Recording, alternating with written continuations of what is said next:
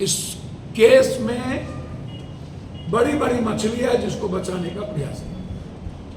इस केस में बड़ी बड़ी मछली है जिसको बचाने का प्रयास है।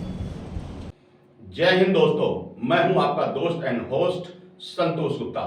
करेंगे देश की बात सच के साथ। बिहार में आज क्या हुआ, देखिए ये खास रिपोर्ट। व्यवसायी हत्याकांड मामले में सांसद पप्पू यादव ने फिर से एक बार दिया है बयान।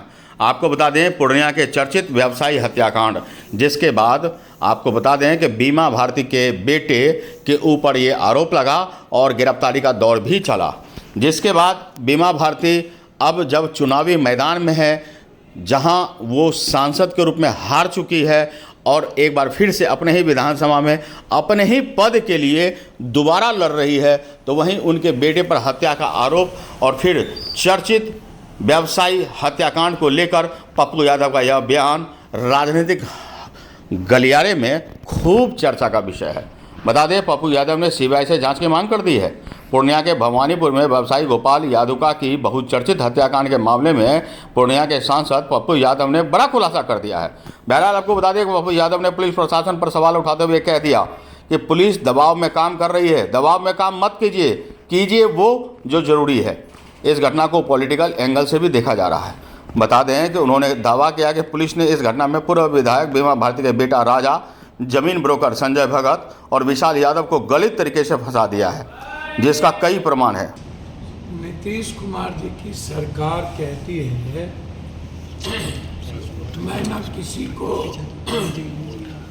बचाता हूँ न फंसाता हूँ। मेरा प्रदेश के डीजीपी साहब से आग्रह है कि आपसे बहुत उम्मीद थी इस प्रदेश को, और होम सेक्रेटरी, चीफ सेक्रेटरी से, और दीपक बाबू आपसे भी। इतने बड़े मर्डर मिस्ट्री को इंडिया और एनडीए गठबंधन के बीच में राजनीतिकरण कर देना ये सही नहीं था।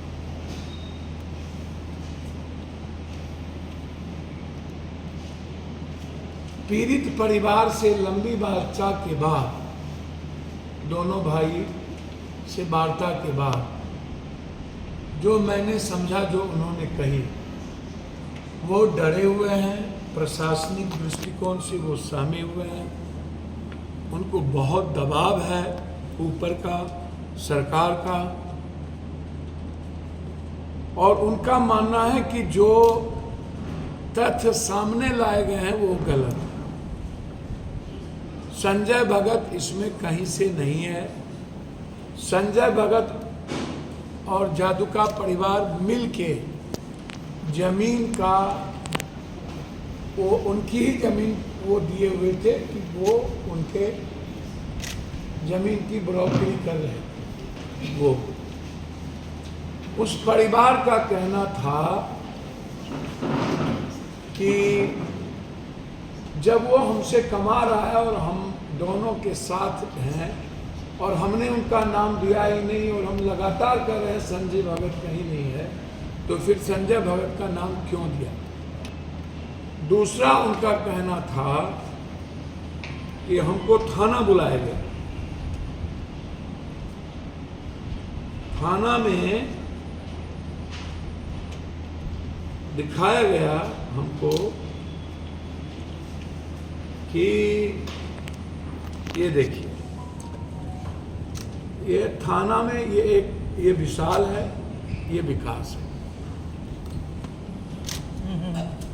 ये देखिए सर और जो सीसीटीवी फुटेज में है, ये देखिए, ये गमछी है विकास के हाथ में, ये देखिए फोटो वगैरह मिल जाए, ये फोटो देखिए विकास का, देख रहे हैं जी। ये। और अब देखिए, ये जो भाग रहा है वो पीछे में कौन है? विकास है, हाँ? जो चला रहा है वो कहीं से विशाल है। पुलिस कह रही है कि विशाल मेन शूटर है, विकास चला रहा है, तो विकास तो चला ही नहीं, विकास तो पीछे बैठा। आप देख लो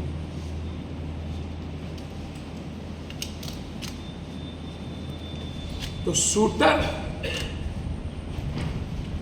विकास यदि है और पुलिस कह रही है विकास चला रहा, विकास की जो सीसीटीवी फुटेज जारी किया है वो पीछे होगा, क्योंकि ये थाने में देखिए, थाना में इनको पैखाना के नली में दोनों को लाठी किया गया है। जेल में दोनों की हालत अच्छी नहीं है और मर जाए, मरने की स्थिति। ये देखिए और ये देखिए, ये उन्हीं के परिवार ने हमको भेजा है, सारे नंबर हैं। जब जब उन लोगों की फैमिली ने, हमने कभी फोन नहीं किया, उन्होंने।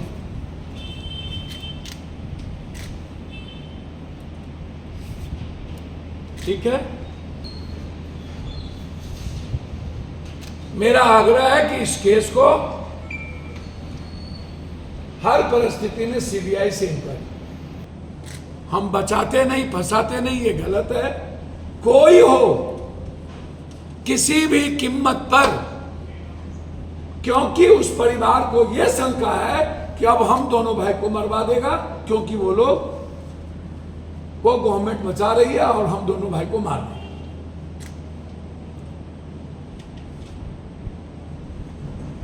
सही दिशा में इन्वेस्टिगेशन नहीं है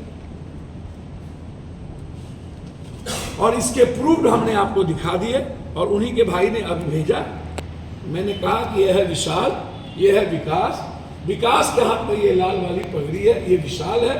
पहले उन्होंने कहा विकास शूटर था, बाद में ये विशाल के पास बैठे हुए, ये जो घेराबंदी है, और दूसरा ये है मोटरसाइकिल जो विकास पीछे है। पुलिस का लिए विकास गाड़ी चला रहा है और मोटरसाइकिल का रहा विकास पीछे। मेरा सीधा मानना है इस मर्डर में अभी तक के जो संजय भगत या किसी के बेटे का जिक्र आया है, मैं समझता हूं बिल्कुल पॉलिटिकल है। संजय भगत को फंसाया जा रहा है, मोहरा बनाया गया है। विशाल शूटर नहीं है, विकास उसमें इन्वॉल्व है और इस केस में बड़ी बड़ी मछली है जिसको बचाने का प्रयास है। ये चिट्ठी मैंने भेज दी। इस चिट्ठी में पहला है कि कोई भी पैथोलॉजी और नर्सिंग होम सिर्फ डॉक्टर का होना चाहिए। कोई भी डॉक्टर किसी भी नर्सिंग होम को अपना पैसे पर बोर्ड लगाने की इजाजत नहीं देगी। ये सहमति। और वो भी जो पैथोलॉजिस्ट है, डॉक्टर या सीटी स्कैन अल्ट्रासाउंड करने वाले जो डॉक्टर हैं, जो एमआरआई करने वाले हैं, उसी डॉक्टर का मात पैथोलॉजिस्ट होगा। ये सहमति। कोई भी पैथोलॉजिस्ट जो पैथोलॉजिस्ट डॉक्टर नहीं किए हुए हैं, उसको सिविल सर्जन किसकी ऑफिस किस आधार पर लाइसेंस दिया। और नर्सिंग होम जब डॉक्टर का नहीं है, हर कीमत पर जो नर्सिंग होम डॉक्टर का नहीं है, हम 2 महीने का समय देते हैं, आप बंद करिए। और डॉक्टर साहब से हमने आग्रह किया है अपना नाम वहां से वापस लीजिए। आपको बता दें कि उन्होंने कहा कि इस मामले में कुछ लोगों को गलत तरीके से पुलिस ने कार्रवाई में फंसा दिया है। उन्होंने कहा कि बीमा भारती के बेटा राजा, जमीन ब्रोकर संजय भगत और विशाल यादव को गलत तरीके से फंसाया गया है, जिसका कई प्रमाण है। उन्होंने कहा कि इस मामले को लेकर वह डीजीपी तक जाएंगे, एसआईटी जांच की मांग पर कर रहे हैं और फिर भी नहीं हुआ तो वह हाईकोर्ट में भी आईपीएल दाखिल करेंगे। उन्होंने पूर्णिया के स्वास्थ्य विभाग को लेकर कहा कि रात में यहाँ के कुछ डॉक्टरों के साथ उनकी मीटिंग हुई है। इसमें तय हुआ है कि जो भी बीपीएल है उनसे फिजिशियन 500 और 300 सर्जन लेते हैं। नर्सिंग होम में 30% छूट दिया जाएगा। इसके लिए उनके संसद कार्यालय से पीड़ित मरीजों के पक्ष में पत्र लिखकर अनुशंसा की जाएगी। उन्होंने कहा कि पूर्णिया में जो भी फर्जी पैथोलॉजी वगैरह चल रहे हैं उन सबको बंद किया जाएगा। आपको बता दें कि डॉक्टर हैं, खुद पैथोलॉजी एक्सरे चलाएं, गलत जांच और गलत इलाज के कारण आए दिन मरीजों की मौत होती है, फिर भी हंगामा होता है। सांसद पप्पू यादव ने कहा कि इस बाबत वो मुख्यमंत्री को पत्र भी लिखेंगे। आपको बता दें, निरंतर पप्पू यादव चुनाव जीतने के बाद तमाम वो कार्य कर रहे हैं जो जनता की ज़रूरत है। लेकिन क्या यह अनवरत जारी रहेगा? सवाल है, तो हम जवाब पूरे 5 साल तक ढूंढेंगे। ये वादा है हम आम जनता से करते हैं। लेकिन इतना ज़रूर कहेंगे कि पप्पू यादव के काम जो आज हो रहे हैं वो अगर निस्वार्थ और निष्पक्ष रूप से यूं ही होता रहे तो पूर्णिया का विकास, बनमनखी का विकास कोई नहीं रोक पाएगा। अनुभवी आंखें न्यूज़ के लिए ब्यूरो चीफ गौरव गुप्ता की रिपोर्ट। तो आज के लिए इतना ही। हमारे साथ बने रहिए और देखते रहिए अनुभवी आंखें न्यूज़ और पढ़ते रहिए अनुभवी आंखें अखबार। सोशल साइट्स, ऑनलाइन चैनल पे जाकर आप हमारे चैनल्स को देख सकते हैं, लाइक और सब्सक्राइब भी कर दीजिए। दोस्तों, आप हमसे जुड़ने के लिए अपना पासपोर्ट साइज फोटो और एक आधार कार्ड की फोटोकॉपी हमें भेज दें और हमसे जुड़ें। हमारे से जुड़ने के लिए इस नंबर पे आप हमसे बात कीजिए।